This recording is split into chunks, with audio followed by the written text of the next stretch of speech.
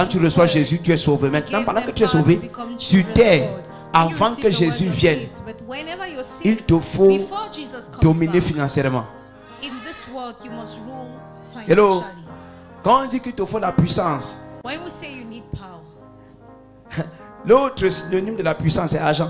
Another synonym or another word for power is money.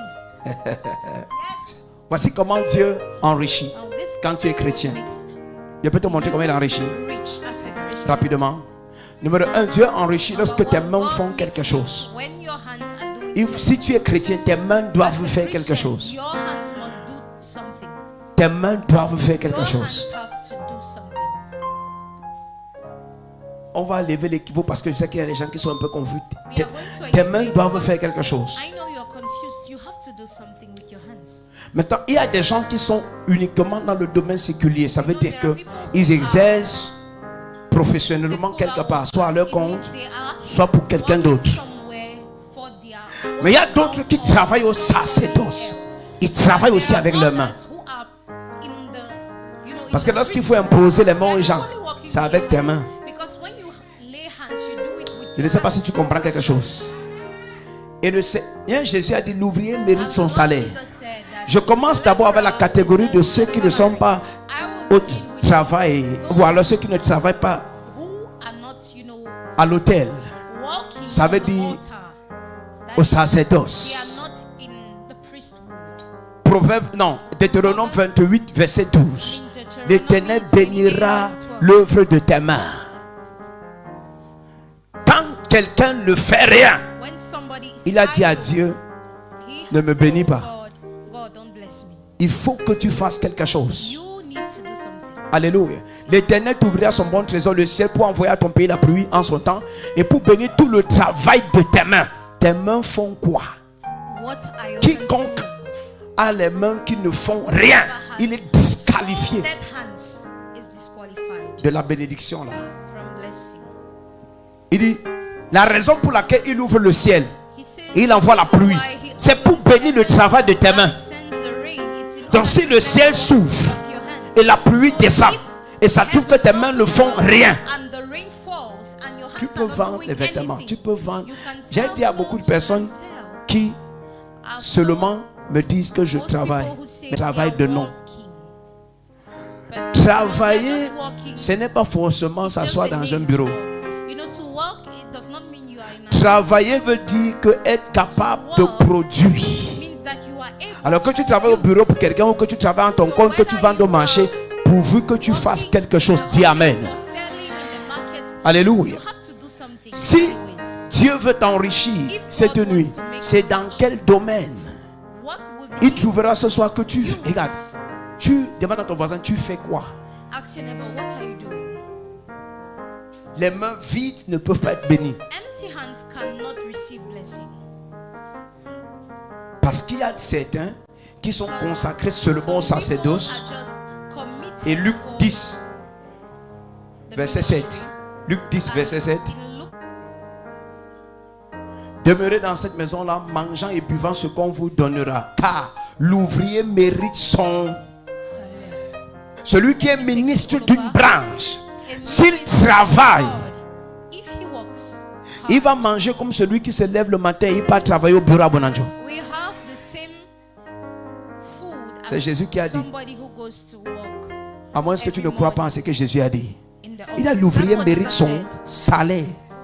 L'ouvrier mérite quoi? Son salaire.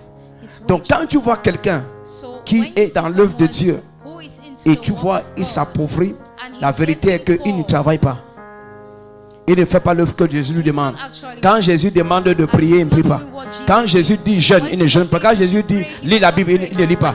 Il passe de temps sur WhatsApp, sur Facebook. La génération s'y est paresseuse. C'est difficile de voir un chrétien qui chaque jour lit au moins 2, 3, 4 chapitres. Il y a même ici plein qui depuis le matin n'ont pas prié. Si on demande maintenant, on va trouver. Certains qui ont prié, c'est 5 minutes.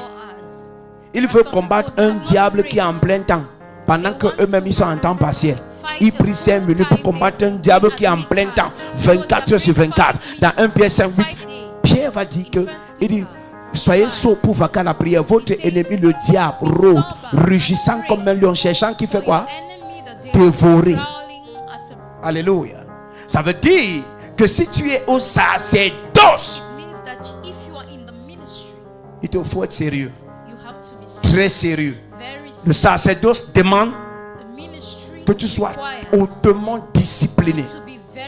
Tu ne pars plus là où tu veux. Tu ne fais plus comme tu veux. Tu ne manges plus comme tu veux. Tu ne dors plus à l'heure que tu veux.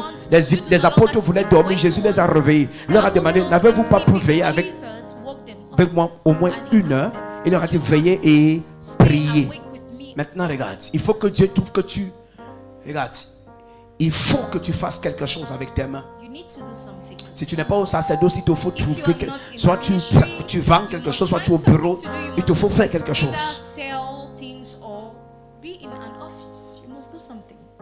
Numéro 2.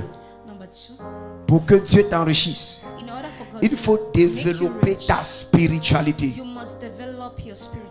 Jean chapitre 6 verset 63. La chair ne sert pas à grand chose. C'est l'esprit qui vivifie. Les paroles que je vous ai dites sont esprit et vie. Ça veut dire que ton mental que tu développes n'est pas suffisant pour t'enrichir. Daniel n'a pas régné dans les 3 empires seulement par le boulot. Il avait une spiritualité très forte, très assise, très développée. La Bible dit 3 fois le jour, Daniel priait. David a dit 7 fois le jour, je te célèbre. C'est l'esprit qui vivifie, la chair ne sert de rien. Ça veut dire que si quelqu'un veut prospérer avec une spiritualité faible, il s'amuse. Si on te met au bureau, tu ne vas pas durer là-bas. Si tu dis au bureau, les esprits vont t'amener à voler et tu vas finir en prison. Parce que l'une des caractéristiques de Daniel, c'est que la Bible dit qu'on ne trouvait rien de mauvais à lui reprocher. Donc il travaillait sans corruption. Mets-moi ça à l'écran. Est-ce que tu peux être au bureau? Tu ne voles pas comme tous les autres. Tu n'es pas dans la petite corruption de 500, 2000, 3000, 1000 francs. Praise God. Est-ce que vous comprenez maintenant quelque chose? Ta spiritualité doit être développée. Alors les autres chefs et les satrapes cherchent une raison d'accuser Daniel au sujet des affaires du royaume. Mais ils ne trouvent aucune faute, ni aucune erreur. Est-ce que tu peux être... On voit, tu arrives à l'heure au boulot. Tu rentres à l'heure. Tu ne détournes rien. Allez, on ne vient pas tout que tu as utilisé l'argent par exemple de la caisse et tu dis que tu vas rembourser après. Non. Parce que là maintenant ici il ne s'agit pas de ton diplôme.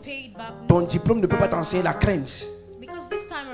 Ici il s'agit d'avoir une relation approfondie avec Dieu. Une relation développée avec le Saint-Esprit. Et la Bible dit, alors les autres chefs et les satrapes cherchent une raison d'accuser Daniel au sujet des affaires du royaume, mais ils ne trouvent aucune faute, ni aucune erreur à lui reprocher, parce qu'il est très... La Bible ne dit pas qu'il est honnête, hein. Il est très honnête. Il ne peut pas arriver à 8, à 7 heures et il dit qu'il a à 9 heures et il dit qu'il arrive à 7 heures. Il ne peut pas dire à quelqu'un remplis l'heure avant pour moi. On le trouve avec le gars exemplaire. Et pour être comme ça, ce n'est que la vie de prière qui peut t'amener là. Donc toi qui es dans le séculier, est-ce que si tu veux que Dieu t'enrichisse, est-ce que tu peux être comme Daniel? Et ce gars dans l'Ancien Testament, on est supposé être meilleur que lui. Quand tu lis les écrits là, ça te montre, sa vie te montre qu'il était excessivement consacré. Il se retire seul 3 fois le jour, il prie. Quelqu'un qui travaille au bureau, hein, quelqu'un qui est cadre supérieur, il met la spiritualité en avant. Praise God. Hello. Hello. Développer ta spiritualité si et seulement si tu veux t'enrichir. Maintenant, la troisième chose, ce sont les principes. Comment Dieu enrichit? Par les principes. Donnez et il vous sera donné. Luc 6, 36 là-bas à 38.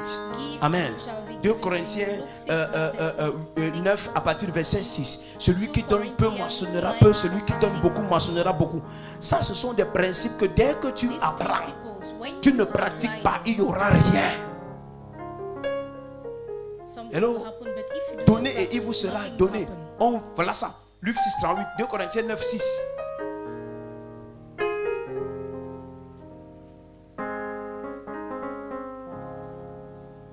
Sachez-le, celui qui sème peu, moissonnera peu. Celui qui sème abondamment, moissonnera abondamment. Alléluia. Praise God. Tu n'es pas partenaire à l'église. Il y a des choses, il y a des visitations financières que tu ne peux pas expérimenter. Parce que ça ne vient pas seulement par la déclaration, ça vient par les principes que toi tu pratiques. Dis Amen. Alléluia. Donc quand tu sèmes à l'autel, c'est déjà bien. Mais d'autres principes qu'on va t'enseigner, pratique-les aussi. Dis Amen. Tu es béni. Acclame le Seigneur.